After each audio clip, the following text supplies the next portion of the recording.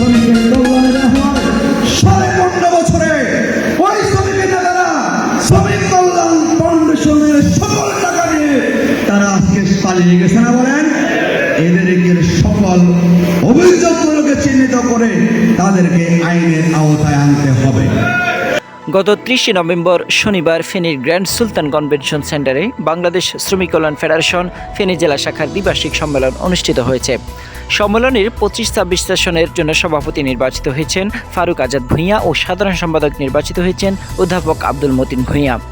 ফারুক আজাদ ভূঁইয়ার সভাপতিত্বে সম্মেলনে প্রধান অতিথি হিসেবে বক্তব্য পেশ করেন বাংলাদেশ শ্রমিক কল্যাণ ফেডারেশনের কেন্দ্রীয় সাধারণ সম্পাদক অ্যাডভোকেট আতিকুর রহমান। বিশেষ অতিথি হিসেবে উপস্থিত ছিলেন ফেডারেশনের ঢাকা মহানগরীয় দক্ষিণের সভাপতি আব্দুস সালাম, বাংলাদেশ জামায়াত ইসলামী ফেনী জেলা শাখার সাবেক আমির একেএম শামসুদ্দিন, বর্তমান আমির মুফতি মাওলানা মাহমুদ আব্দুল হান্নান, জেলা নায়েবে আমির আবু ইউসুফ, জেলা সেক্রেটারি মাওলানা আব্দুর রহিম এবং সহকারী সেক্রেটারি অ্যাডভোকেট জামাল উদ্দিন। এছাড়াও উপস্থিত ছিলেন ফেনী জেলা জামায়াত ইসলামী মনোনীত সংসদ সদস্য প্রার্থী advocate S M Kamal Uddin, অধ্যাপক লিয়াকত আলী ভূঁইয়া ও ডাক্তার ফখরুদ্দিন মানিক।